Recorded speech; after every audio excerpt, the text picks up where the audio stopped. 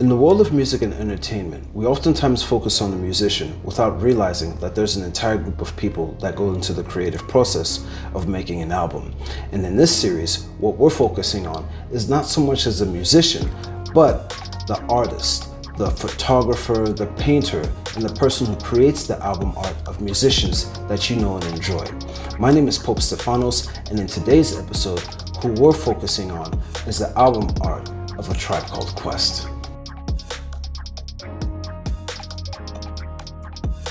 Now, A Tribe Called Quest is a New York City group that was formed in 1985, consisting of members Q-Tip, Phife Dawg, Shaheed Muhammad, and Jabari White. They were part of the Native Tongue Collective, which consisted of members such as De La Soul, Jungle Brothers, Moni Love, and Queen Latifah. The collective's overall message and aesthetic was one of positive Afrocentric vibes and raps. You could see that not only in their lyrics, but also in their style and in their fashion, right?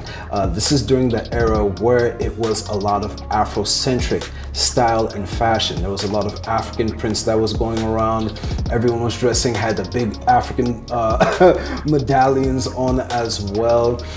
And you could see that in their lyrics, there was a lot of this message of Afrocentrism that was in it. Not only that, but talking about and speaking on the social status of Black people in America in the 80s. Now, their first album, People's Intrinsic Travels and the Paths of Rhythm, would be released April 10th, 1990 under Jive Records. Singles include Can I Kick It?, Bonito Apple Bomb, and I Left My Wallet in El Segundo. The cover art was done by Paige Hindyadi and also Brian Peters. Now, when we're looking at this album cover, what we see is very much that it represents New York City, the city that they grew up in. It's colorful, representing the diversity of the people of New York City. When I'm looking at it, I'm seeing this idea of like a block party, right? Because having grown up in New York City and having had lived there like in the earlier stages of my life, you see that New York represents this cultural diversity. It's this big melting pot and everybody comes there, particularly a lot of immigrants. That's also how the story of my family got here. And so when we think of this album cover, People's Intrinsic Travels, right? A lot of immigrants come to America, particularly in the East Coast, by way of New York City.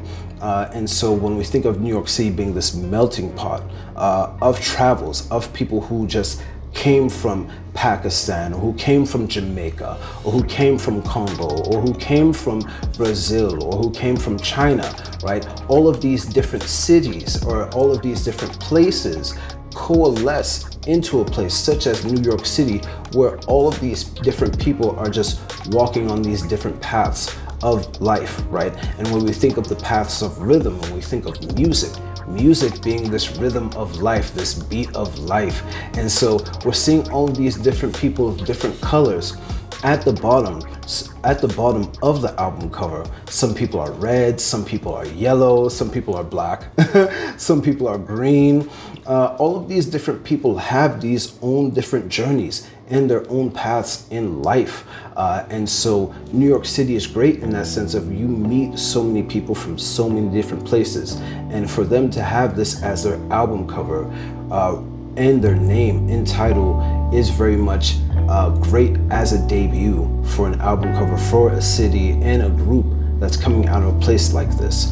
The album cover, as we're also looking at the colors in the title of A Tribe Called Quest, we see that the colors are representative of the Afrocentrism movement at the time, where it's red, yellow, and green. Now, these colors were first originally used by Theodosia Oko, who designed the Ghanaian flag, the first Ghanaian flag for independence.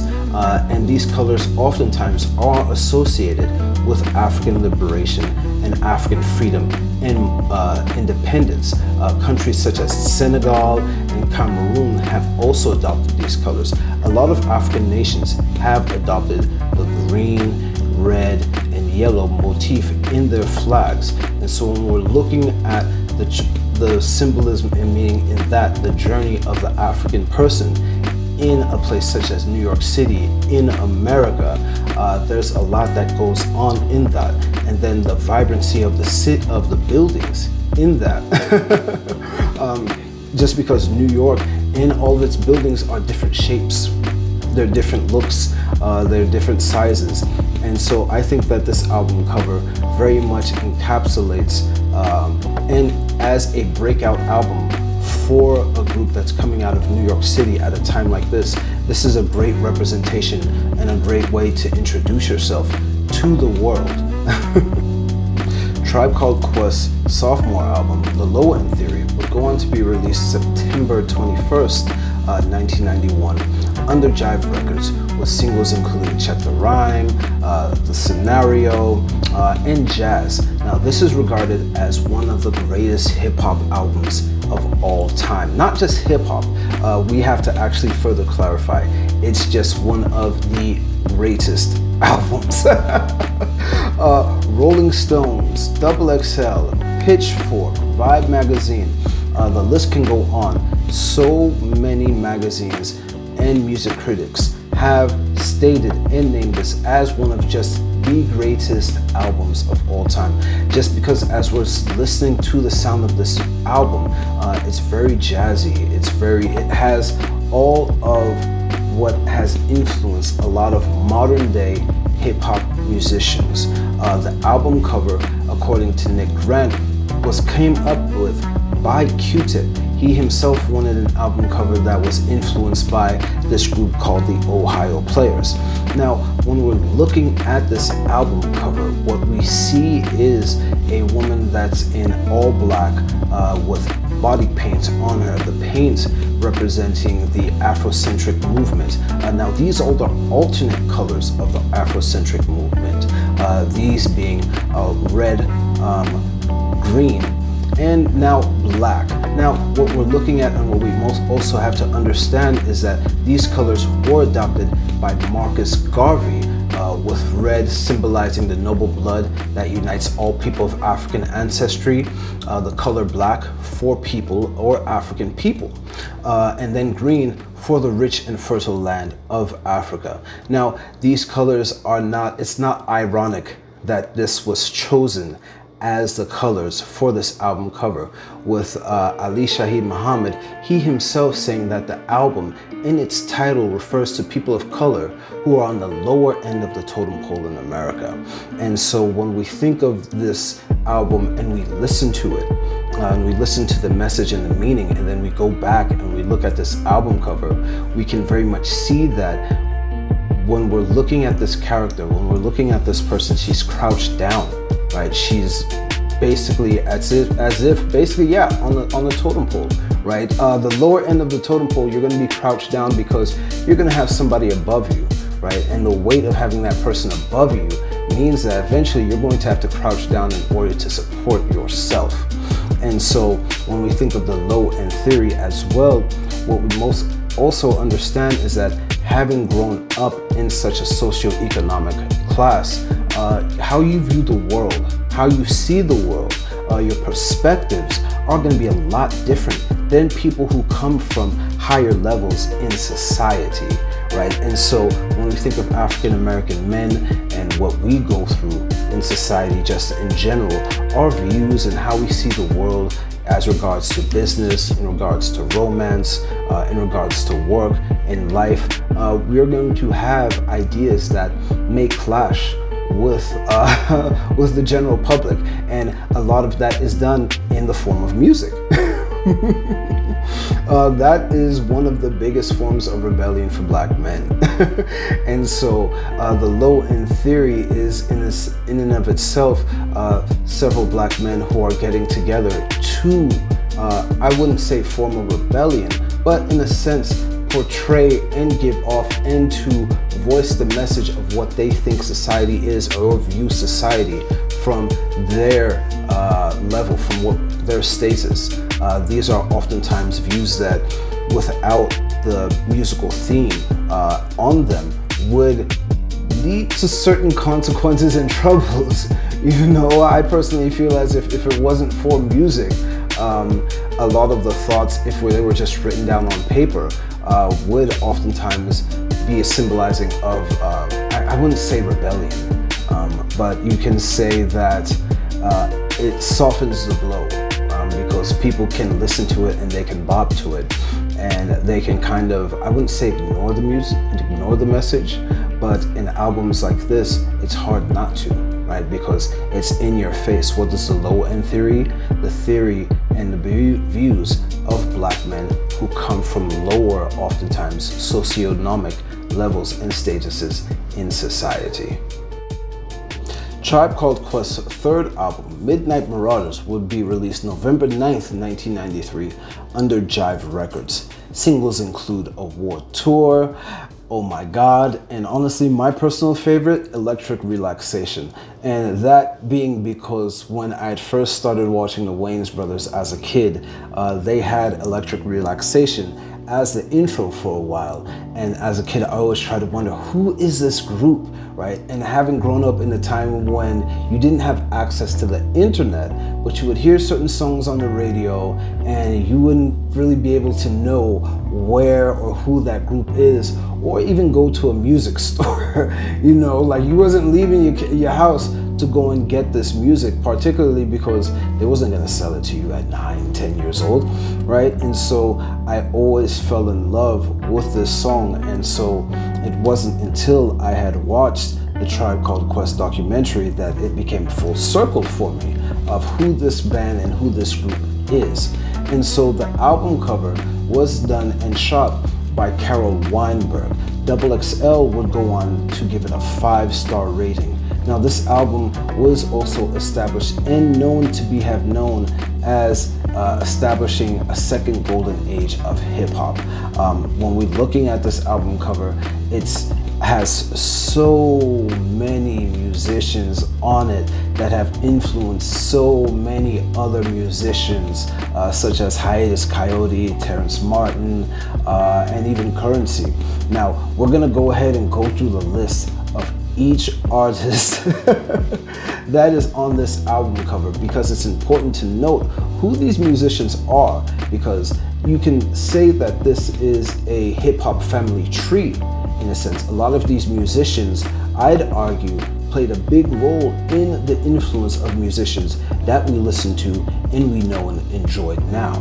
Starting us off with Third Base, Africa Bambaataa, AMG, Ant Banks, Beastie Boys, Awesome 2, Black Moon, Busta Rhymes, Casual, Chia Lee, Chubb Rock, Chuck D, the Cold Crush Brothers, Daddy-O of Stetsasonic, Dallas Austin, Del the Funky Homo Sapien, Diamond D, De La Soul, Dr. Dre, Dougie Fresh, Fab Five Freddy, Grandmaster D of Houdini, Grandmaster Flash, Heavy D, Ice-T, Jazzy J, DJ Jazzy Joyce, The Jungle Brothers, Kid Capri, DJ Red Alert, Kool Moe D, Large Professor, Lytro, Lords of the Underground, MC Lyte, Leak the Exotic, Organized Confusion, The Far Side, Rashad Smith, The Rocksteady Crew, DJ Ron G, DJ Silver D,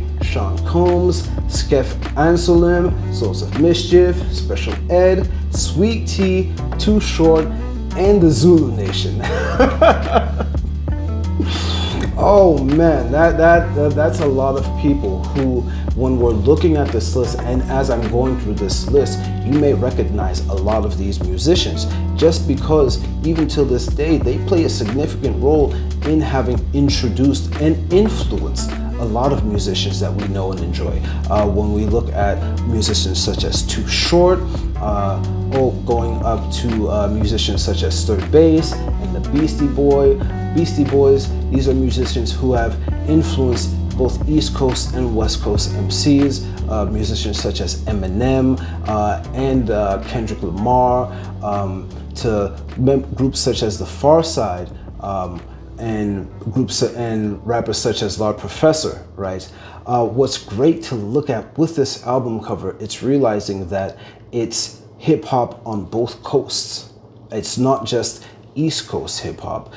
It is also West Coast hip hop. It's this unification of rap on a national level at this time, you can say, just because you have so many artists that represent different regions, whether we're looking at the West Coast, whether we're looking at the South, whether we're looking at up north. All of these musicians also played a great role in influencing musicians that we know and enjoy today. Now, unfortunately, a lot of these musicians don't or have not lived, but their legacy has played a big role in influencing musicians that we know now, not just from their lyrics, but also from a lot of their samples as well.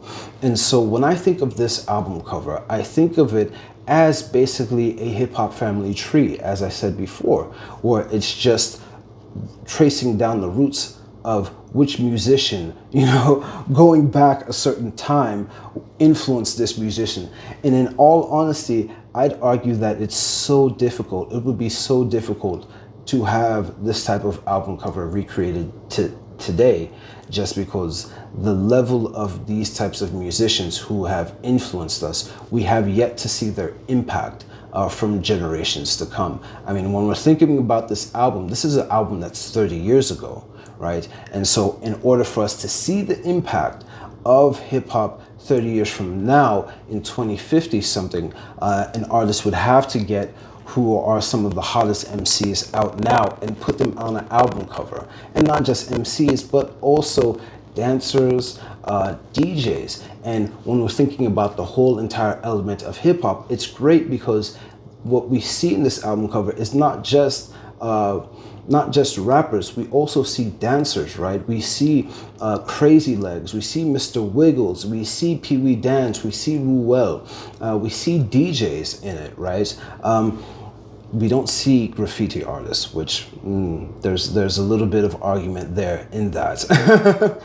But in and of itself, this is a lineage album cover, and it'd be rather difficult for us to do that. I think the only other thing that we could do, I mean, it's not even on the same level, is if we were to do it's like the XXL album covers, and seeing how a lot of those musicians 10 years from now, 20 years from now, have influenced musicians till this day. But I'd argue that to have an album cover of this magnitude in hip hop now, you'd have to get a lot of people to stop beefing with each other. And that's it for today's video, guys. I really hope that you enjoy part 1 of this. We are going to go ahead and do part 2, which will be released in 2 weeks. But let me know what you guys think of A Tribe Called Quest's first 3 album covers and the album art, and what it means to you, particularly not just from its Afrocentric colors and vibes, but the sounds and the lyrics that go with the message of the album covers. I'm really interested to know what you guys think. Let me know, and I'll catch you guys on the next one.